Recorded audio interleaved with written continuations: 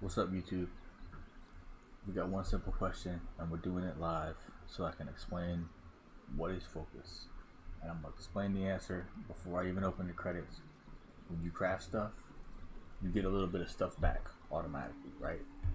If you have premium, you get focus points, a limited amount per day, and you can use those focus points to get more stuff back when you craft or refine or whatever it is. So it basically gives you more free stuff back when you use them for refining or crafting.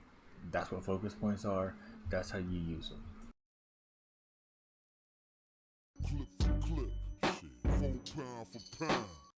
So stick around, watch the video. I'm going to explain how they work, how you can maximize them, how you can do the math yourself and get through sort of some of the different levels of what's going on. And I'm going to show you how you can make money refining specifically without having focus, because not everybody has premium, and there's still things that you can do in the game consistently if you frame up your character and you take the time to stick with something. There are still opportunities that you can do in the game where you can make money by recognizing opportunities in the market for which you will be prepared, because that's when profit happens, is when opportunity meets preparation, right? So all you can do is the preparation and then try to recognize the opportunity. And I'm going to show you how to recognize those opportunities, and I'm going to show you how to be prepared for them. So here we go. All right. This is my refining spreadsheet. All right. So basically what I do here, I track prices, and I do this manually. And if you're watching this video, I'm assuming that you're willing to do a little homework and that you're willing to do, you know, some spreadsheet or whatever it is you need to do, pen and paper, I don't know. But this is a video about video game economics. So if you're not going to do the homework for it, this really isn't the video for you. If you are going to do the homework, it's pretty basic. I don't do this for a living. I don't use spreadsheets for a living. So this is as entry level as you can get. I know basic algebra, right? I went to South Carolina public schools. I don't know a whole lot. So I track fiber prices and I track cloth prices. I try to make these prices real prices, meaning these are the prices that I'm probably setting buy orders for, or I'm setting upper limits of buy orders for, and I'll explain how we're going to average buy orders and why it's sometimes okay to buy over market price. And then I'm going to talk about cloth prices. And for the cloth prices, I usually set these at liquidation prices. These are usually what I know for a fact that I can move this shit for in the next couple of days, right? I'm usually using like a reduced projection of like the 7-day prices for these, or I already have a preset way that I can use them, that it's in another spreadsheet or something that I know that it could get accounted for.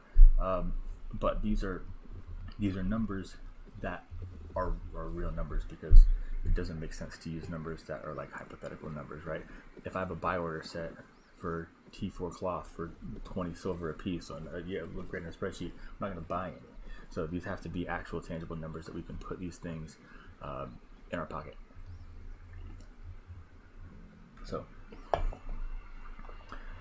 alright, so we got fiber numbers, we got cloth numbers.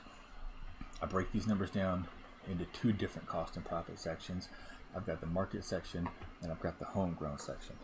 Homegrown section is exactly that. If I brought it all the way up from start to finish, homegrown section, easy peasy. If I didn't bring it up, right, say I bought some T5 cloth and some T6 fiber, that's the market refined cost and market refined profit. This sheet is set up to go two different ways here. You can just swap your little piece here for the return rate. You get extra return rates on your refining and on your crafting on certain items when you refine those things in certain cities. So all of these sheets and all of the guides that you're going to see are going to assume that you're doing the proper thing in the proper city, right? If you're not, then you either need it for yourself and you don't care about the profit margin, or there's some other reason, but you should definitely at least be in the right city. For what it's worth, the vendors that I'm in front of right now, I don't have any affiliation with. I'm not receiving associate rates or anything. I'm paying the same as anybody else would for this whole thing, right? So this thing here, where I just yeah. So we're in the city, we're looking at some things, and we're refining fiber. Alright, so I'm almost maxed on fiber on this character. I've got 89 on T8 to go, so I've got some T8 to grind up still, and just some other stuff as well, but mostly this is where fiber happens, right? So I'm getting, if you look here, extra bonus, focus cost efficiency. What that means is that I'm getting more stuff back.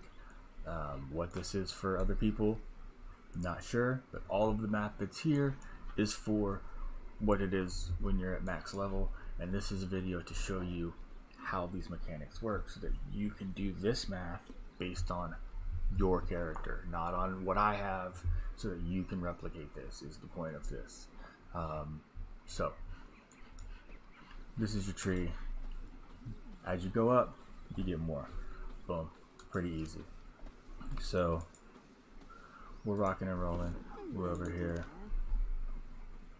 We're gonna see if I focus this down. I think it was what, 5271? Is that what it was? Yeah, perfect though. I did this before, right? I already did a dry run for this, so I know some of these numbers ahead of time. So if it seems like it's scripted, it kind of is, because I already did this math to make sure that things kind of work out. So I have 30,000 focus on this character for the purpose of being able to demonstrate how this all works. Normally you would never want to keep 30,000 focus, right? Because the only thing worse than using focus for like farming crops and shit is having 30,000 focus but when you log off, because you're just not going to gain any more focus. So you might as well put it into literally anything. So never have 30,000 focus.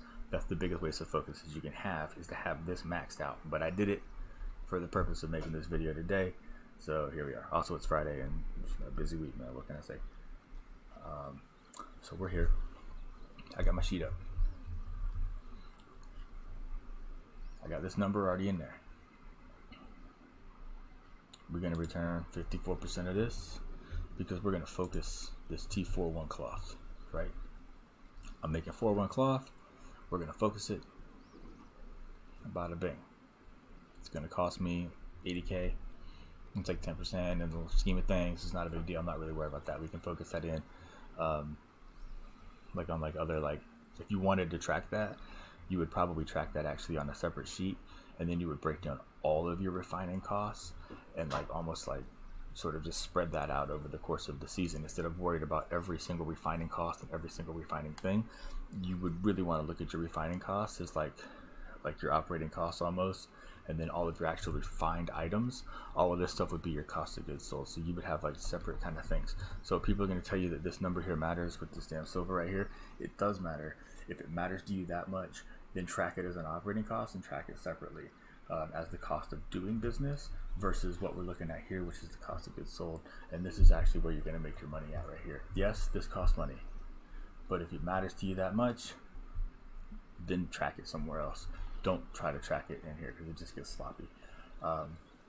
Again, I don't do spreadsheets for a living, so this is basic shit.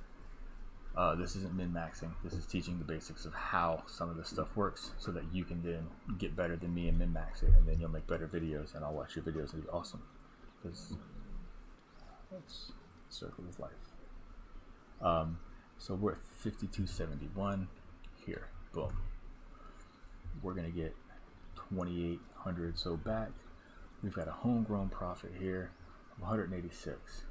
We already know where this homegrown profit number comes from because we're tracking our actual purchase prices and our liquidation prices for our final product. So homegrown pricing here, because it's T4, so obviously it's only homegrown pricing, right? Like we make our own T3, and that's what we were doing over here earlier. Boom. So homegrown profit 186 goes here. That means 430K focus if I use all of my focus right now.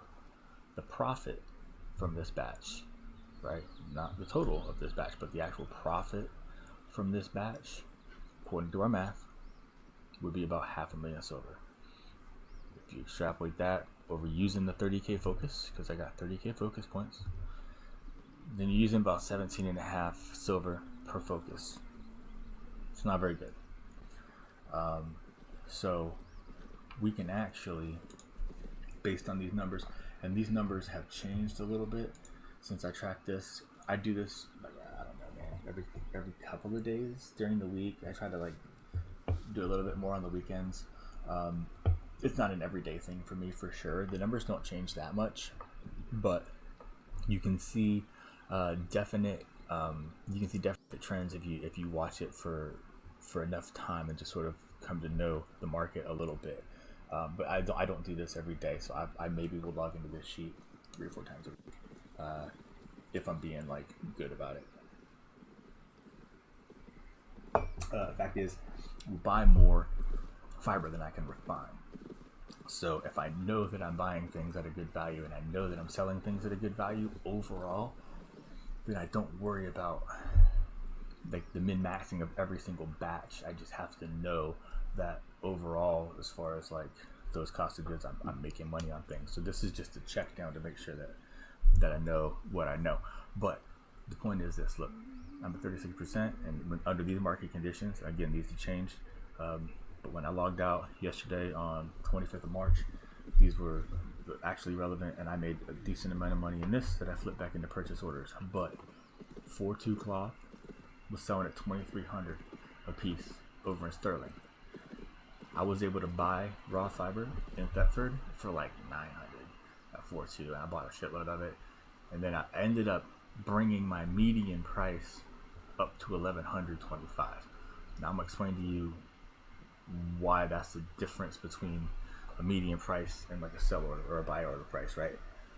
So if I have these things and there's a whole bunch of cheap fiber, right, that's on sale for 100 silver under what should be the actual market price, right, that your fair value is, then the smart play there to maximize on this opportunity is to buy a little bit that might even be over your price. If you're already getting a good deal on the bottom end, you need volume, right? So that good deal is great, but that good deal isn't great because you're getting cheap fiber. That good deal is actually great because it's going to drive down the overall price of all the fiber you bought that day. So if half of the fiber you bought that day was at a really good fucking deal, then you can actually go back and be a little bit kind of bullish and buy up a little bit of extra fiber because it's getting mitigated by that good deal that you got earlier. So it's not enough to just set these buy orders. You have to be looking at your overall purchases of what you're bringing in. So when we talk about these things, it's like a median price that we'll look for, and it's as much art as it is science, a little bit of a way. But if you see the good deal and you find the good value on a volume of something that you're looking for, the smart money play most of the time is to double down on that value and buy more, because you can still keep your overall per unit cost down because it's getting mitigated by that good value that you were able to find. Now the same thing works out on the high end here. If you're able to have these high end numbers, this number can keep going up, and this was based on buy orders. This wasn't even based on like what people were listing it for. There were like 2,300 silver buy orders for 4-2 cloth, assumably because of the Hellgates or whatever the IP cap thing that there is, that this happens to be the sweet spot that satisfies that. So there's a rush on the market.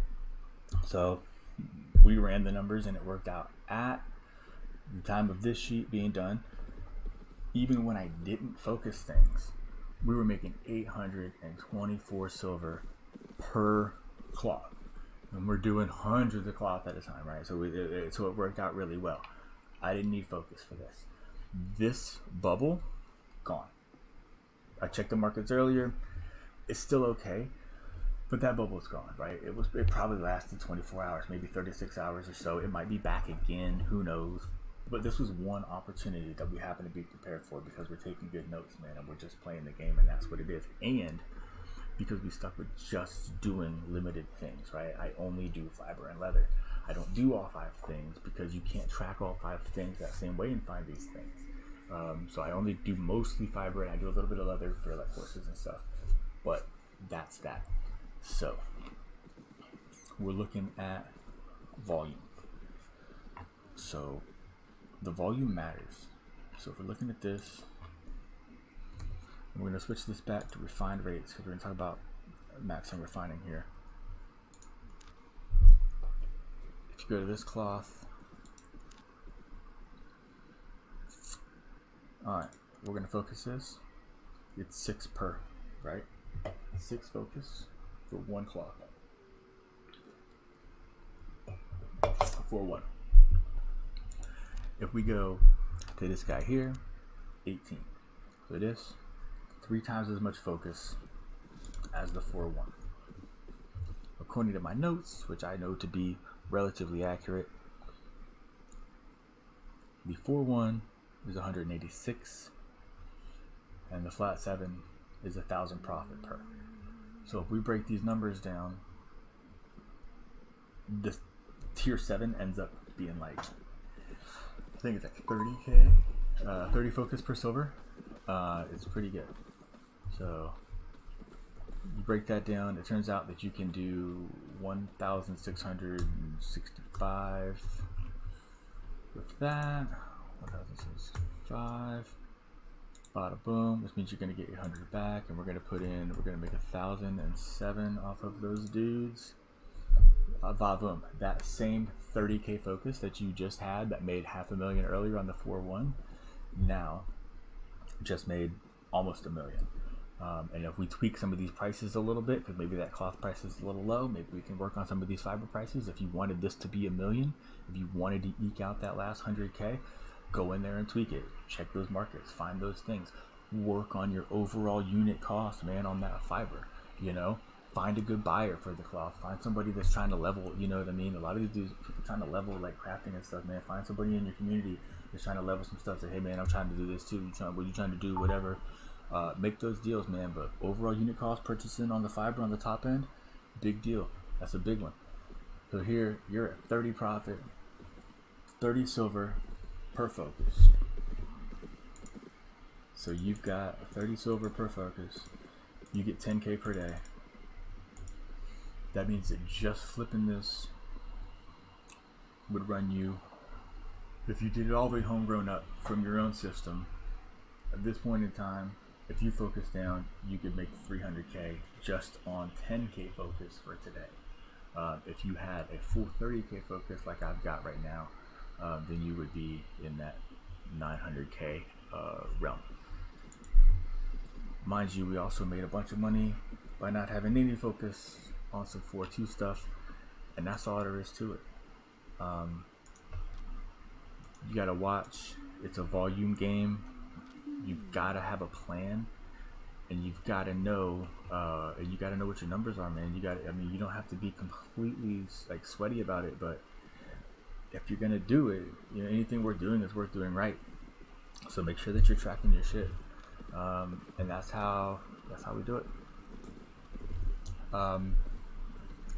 If you got any questions, feel free to hit me up. That's kind of focus in a nutshell. There's some other ways to use focus, and there's some other things that you can do. There's Shogun. What's up, Shogun? Shout out to Sumos.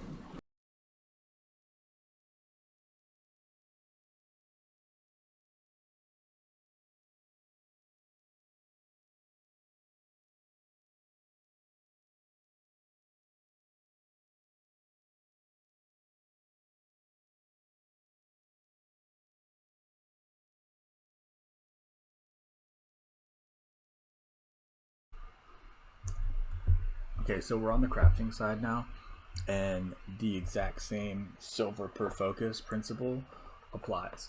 And I wasn't exactly clear when I was given the spiel in the first one because I do these live. So sometimes I have to add things when I go back. 30 silver per focus is like the absolute bare minimum for what you should be like willing to accept. As far as a young person goes, it's trying to make it. That's your benchmark for trying to be able to, pay for silver. Those of your established refiners are looking for 100 silver per focus or better.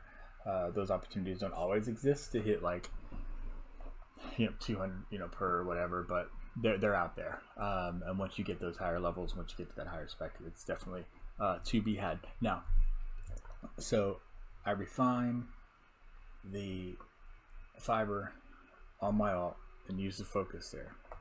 So I'm on my main, and here we're going to craft some robes. Same thing applies. We'll break down the math real quick, and we'll go into a little bit of laborers, how this works, okay? So we're going to craft some cleric robes, T5, because I got some T5 cloth here. Again, we're going to get back actual materials here.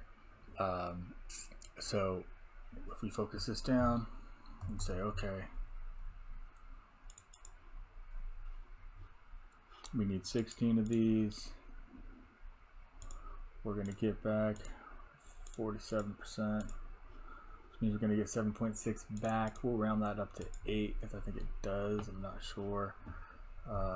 These are worth 1,025. Cool. 1025. All right, so by focusing one of these robes, we're going to get 8,200 silver back, and it's going to cost us 373 focus to do that. So we're going to come over here, and we're going to buy this out by 373, and we're going to come to realize that this is not the best use of focus, because it's only going to be 22 silver per focus usage here. So this isn't going to hit our 30 benchmark that we've set for ourselves, but that's the same way that it breaks down for that. Depending on your laborers, if you craft one of these, here we go, you can fill this here journal, and I'm going to have to craft 2 of these, I believe. I should anyways.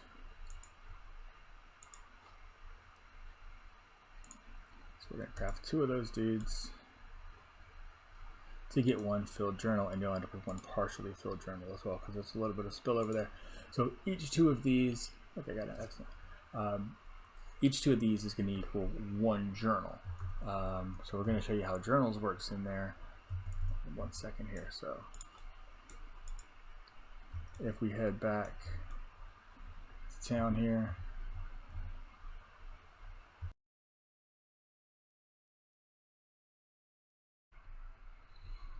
alright, I had to cut because I wanted to make sure how I explain this properly, because you can't double account for the books, right? So you can either account for the value of the journal that you receive from your laborers as part of your focus costs, or you can assume it to be part of your production costs or cost of goods sold, and supplement selling the item itself at less than possible fair market value, or selling to like buy, you know, orders or you know, in the auction house or whatever it is, right? So basically it works like this. I went to my island in Fort Sterling, and I've got some guys there that are laborers for imbuers, which is the like the holy staffs and the cloth robes and the cloth armor and that kind of stuff, right? So mage robe type shit. I go to these guys and I buy a journal from them, and then I go and I craft a couple of items, and I come back and I give them the journal back, and they give me some materials back. Now, usually the value of these materials is okay, and you can do this in mass, and there's ways to make money doing journals, and that's another video. But if you're not running the laborer program, you can still use the journals to supplement your cost. So even if you don't have any laborers, right, you're just starting out, you can buy the journals and use your focus to supplement your cost. So this portion is going to just assume that you're only buying journals and selling journals and not cycling journals through your laborer program. Laborer program is a different video, and we can explain some of how the laborers work. Basically, it's another force multiplier, kind of like focus. You carry a journal with you when you do a certain task. The fame that you earn doing that task fills up the journal, so to speak. Then you bring back this filled up journal to the same laborer on your guild island somewhere, or your personal island that gave it to you. And then 23.5 hours later, whatever it is, that laborer NPC character that lives in your houses comes back and he brings you an empty journal to fill again, and then a little bit of whatever materials are associated with the task, whether you're a gatherer or a crafter, whatever it is. Certain laborers get back certain materials. So that's how those work, and there's ways to work around that. This is just math is going to assume that you're not using that system, and that you're going to use the books in order to boost your early game sort of maintenance crafting, because this is geared for newer players, right? So you need to find these little tips and tricks to kind of supplement what's going on here. So don't sleep on the books, because it goes like this. Check it. So if we go to the market here, I can buy an empty Imbuer's Journal for 4K. I can sell my full one for 11.6. So I'm going to come over here and I'm going to say, okay, 11.6 minus 4K, we'll call it 450, means that I'm going to make 7K, 7.5K. Right. So I did this math when I was cut, and each item is going to take 746 focus points. So if we take this 7550 and we divide that out over the 746, turns out that this book is actually worth 10 silver per focus point if we include the cost of this book into our focus calculation. This shitty little robe right here was only 21 silver per focus, but with the book added to it, that process just hit that 30 per focus mark that we're looking for. So even with the flat 5 stuff, you're still able to meet your absolute early minimums with what we have given here in this situation. So the books can help you supplement an early game, or it can help you fill up some volume when you're trying to work some things out on the backside. The other big point of this is that I'm using the materials that we already focused. So I'm working off of my own price sheet. So I don't care really for this purpose. I don't actually care what the market value is for the things that I'm using, because I already determined the market value during the refining process. Because it's the refining process where I have these raw goods and I'm going to determine the final value of the output product. So once I've determined that value for myself here, I don't have to go back really and rely on the values of what's going here other than the journals, because that's what I'm selling. My guild actually buys journals from people in mass. So even if you don't want to wait on like market conditions or whatever it is, or you want to do things certain places, a lot of people's guilds, there's a lot of traders and crafters out there, people with big labor programs, that will be very keen to get new players involved in this exact system that we're looking at.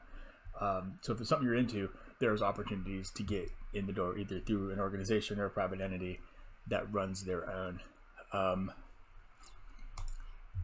need to show you the mini map. Well, it won't show you it here. Little bastards. Come on. Okay. So we're out here. I love it when the city's overcrowded. I wish this was actually like an option that I could turn on. That would be really great. Turn on overcrowded mode, or like on mobile mode where it just shows like your alliance mates and your guild mates. That would also be fantastic if it just showed your people in town. If you could toggle that, that would be pretty killer. So each city, like we talked about earlier, doing the right thing in the right city.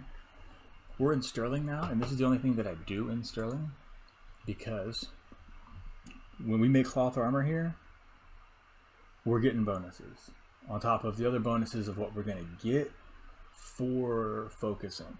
So when we're talking about this number at this 54% here, the only way you're going to get that 54% is if you are in the right city, focusing the right thing. That's why we use that number, because we're always assuming that we're in the right city. So if you go to the city and you hit N, it'll be on the drop down. Or if you go to the main map and you click the city, which will also open it, it brings up the same thing. So you can look at cities other than the city that you may happen to be in at the moment without traveling. Click on it, comes over here, bada bing. If I wanted to make mage cows, say I'm doing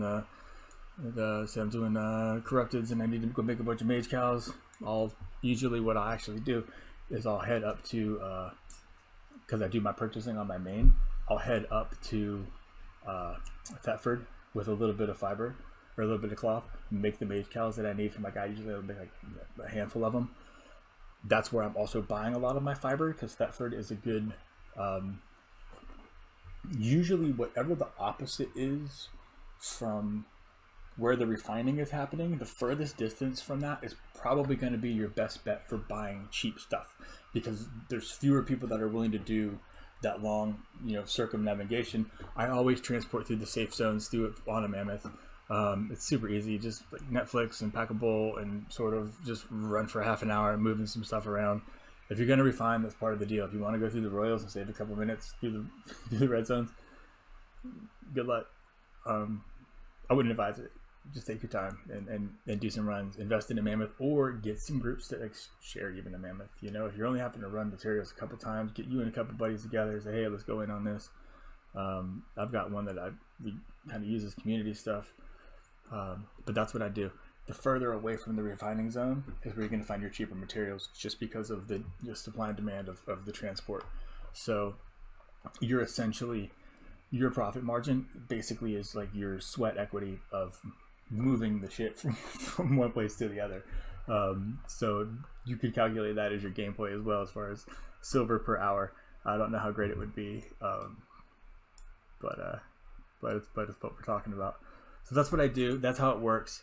The crafting, you can make a lot of money on crafting. There's a lot of people, again, it's a focus thing. It's a specialized thing. They call it focus for a reason. I'm kind of bad at it. I actually main as like a farmer. So most of this stuff is more maxed than cooking and that kind of thing. I do use I craft holy staffs and a couple other things. But it's all about the vertical integration, using the same things that you're doing so that you can control the whole process. If I have a stockpile of fiber and I'm watching the trends in both the fiber market and in the cloth armor market, then I'm in a better position to use that same materials for more profit opportunities, right? So that's the basics. There's tons of other stuff that's involved with how to min-max this and how to make it something that you can be the richest player in Albion. I'll look forward to hearing some feedback on some of what we missed and on some of what could maybe be explained differently. Also look forward to hearing some feedback on some success stories. If you guys have used these if you guys use the vids and some of the tutorials here that I'm making, feel free to drop a kind note and say, hey man, I made a couple bucks doing this, and this is legit information. This isn't get rich quick. This is just trying to explain how some of the game works. There's a lot of smarter people with more clever ways, like this guy right here, that's going to double your roll. Look at that. I can get rich. 10 million right here. Awesome. There's a lot going on.